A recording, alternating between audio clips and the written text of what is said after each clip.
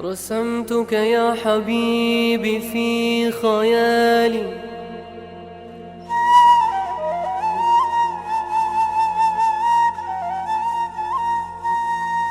ولم أرسم سواك بلوح بالي. Brother sister yang dimuliakan Allah Subhanahu wa taala, tentu kita ingin tahu bagaimana keadaan ruh setelah keluar daripada jasad. Ummul Mukminin Aisyah radhiyallahu anha pernah bercerita, "Aku tengah duduk bersila di dalam rumah, tiba-tiba Rasulullah Shallallahu alaihi wasallam datang.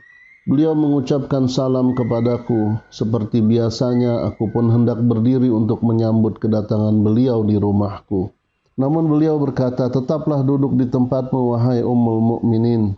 Setelah itu Rasulullah menghampiriku dan duduk di sampingku. Kemudian beliau merebahkan kepalanya di atas pangkuanku sambil mendongakkan kepalanya. Aku pun mencari uban di janggutnya dan berhasil mendapatkan 11 uban. Aku pun termenung sesaat sambil bergumam dalam hati, bisa jadi ini pertanda bahwa tak lama lagi Nabi akan pergi meninggalkan dunia ini sebelum diriku. Dengan demikian umat ini akan hidup tanpa seorang Nabi di tengah-tengah mereka. Aku menangis sedih hingga pipiku basah dengan air mata. Tanpa kusadari beberapa tetes air mataku terjatuh ke wajah Rasulullah yang mulia, hingga membuat beliau terjaga dari tidurnya. Beliau sallallahu alaihi wasallam pun bertanya kepadaku, 'Mengapa engkau menangis ya Humaira?'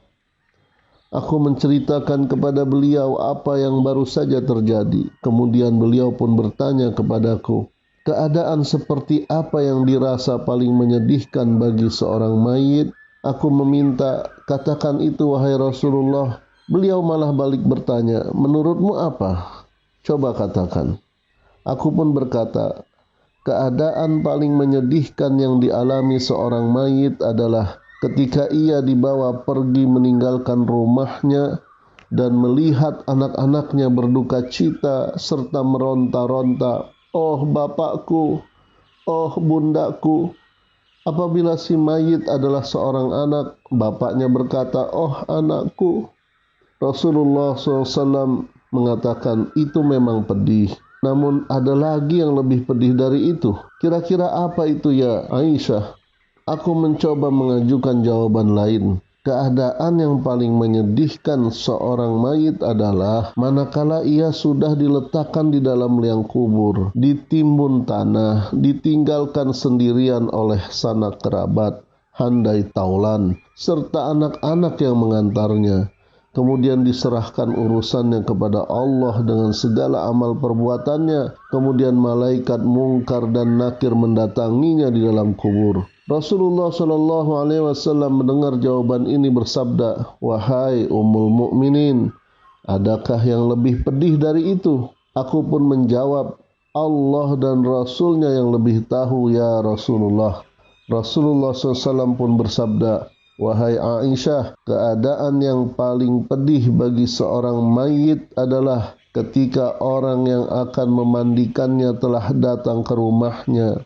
Lalu orang itu bersiap-siap memandikannya dan mulai melepas cincin perkawinan dari jari-jarinya, melepaskan satu persatu pakaian pengantin dari badannya, atau melepaskan sorban kebesarannya. Pada saat-saat itulah ruhnya akan mengutarakan beberapa keinginan. Sewaktu melihat seluruh pakaian dan perhiasan yang dikenakannya sudah dilepas satu persatu, ruh jasad itu akan berseru dengan suara keras yang terdengar oleh seluruh makhluk kecuali jin dan manusia. Ruh itu pun akan berkata, 'Wahai orang yang memandikan jasadku, aku mohon kepadamu untuk sudi kiranya melepas pakaianku dengan pelan-pelan dan lemah lembut. Saat ini jasadku baru saja beristirahat dari rasa sakit yang amat dahsyat yang ditimbulkan oleh tarikan malaikat maut ketika mencabutku darinya. Ketika air mulai disiramkan ke jasadnya,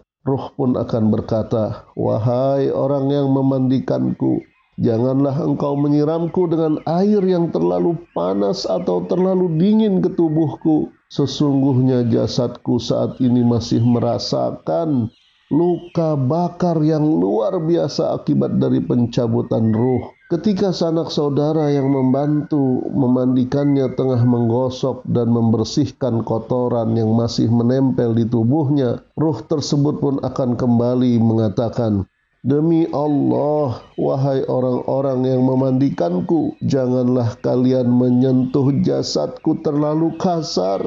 Sesungguhnya jasadku seperti sedang mengalami luka berat akibat pencabutan ruh." Setelah selesai dimandikan dan dibungkus kain kafan serta diikat ujung bagian bawahnya, roh pun akan berkata, "Wahai orang yang memandikanku, janganlah engkau ikat kain kafan di bagian kepalaku terlebih dahulu.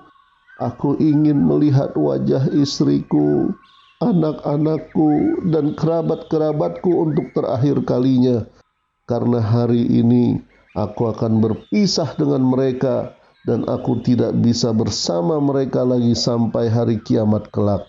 Ketika mayit sudah dikeluarkan dari rumahnya, ruh itu pun akan berkata, "Wahai para pelayatku, janganlah kalian tergesa-gesa membawaku pergi sebelum aku mengucapkan salam perpisahan kepada rumahku, keluargaku, sanak kerabatku, dan harta bendaku."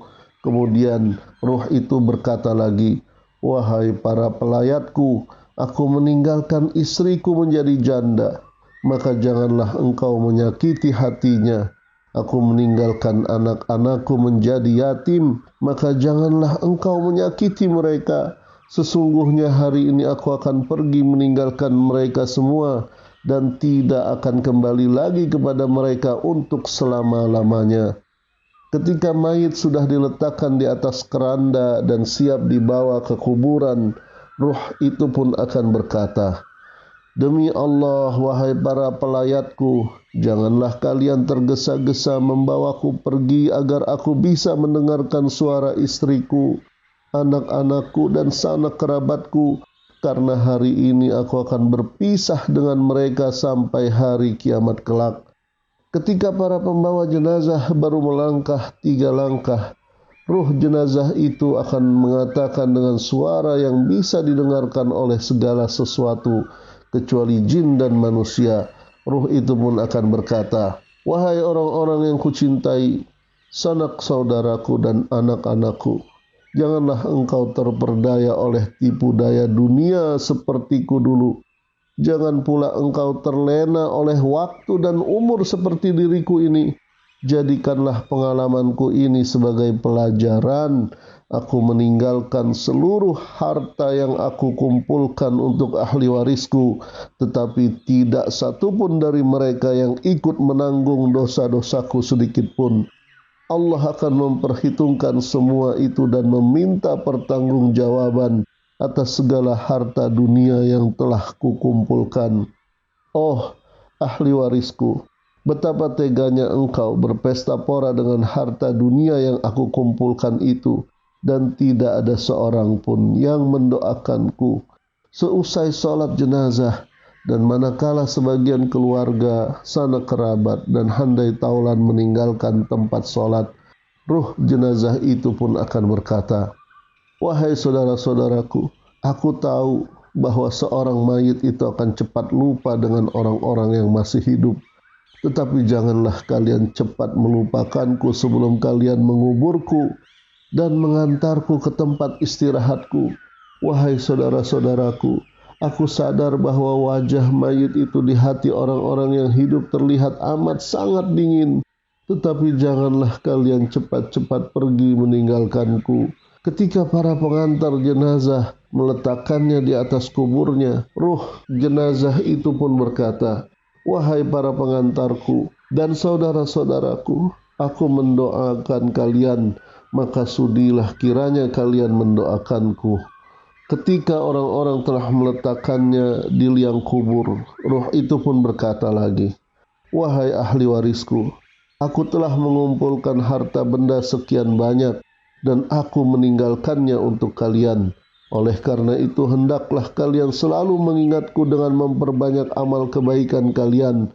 Aku juga telah mengajarkan kepada kalian isi kandungan Al-Quran, dan berbagai macam adab, maka janganlah kalian melupakanku dan ingatlah kepadaku dengan cara selalu mendoakan aku.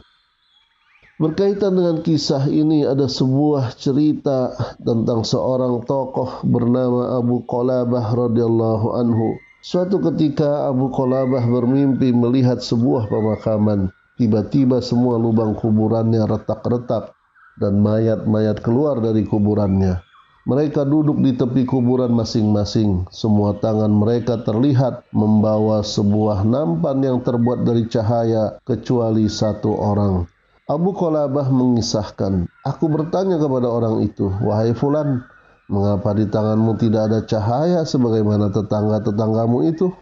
Mayat itu pun menjawab, anak-anak dan sanak kerabat mereka selalu mengirim kebaikan dan bersedekah untuk mereka. Dan cahaya-cahaya yang ada di tangan mereka itu adalah berkat amal kebajikan dan sedekah anak-anak serta sanak kerabat mereka. Sementara diriku, orang yang malang sekali, aku sial sekali. Aku memiliki anak, tetapi tidak soleh. Ia tidak pernah berdoa, serta tidak pernah berbuat kebaikan atas namaku. Karena itulah aku tidak memiliki nampan cahaya sebagaimana tetangga-tetanggaku itu. Ketahuilah, aku pun sebenarnya malu dengan mereka semua.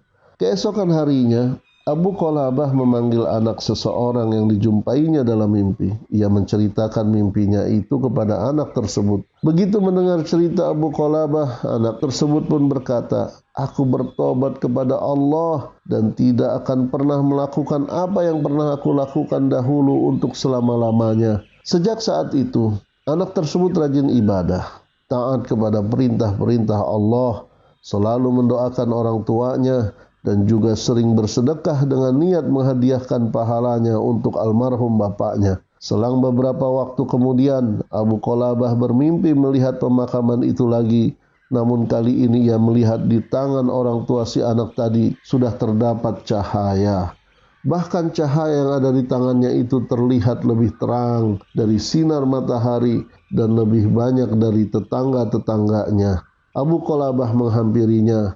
Melihat kedatangan Abu Qulabah, orang itu pun berkata, semoga Allah membalas kebaikanmu wahai Tuhan, karena aku kini sudah tidak merasa malu lagi dengan tetangga-tetanggaku itu.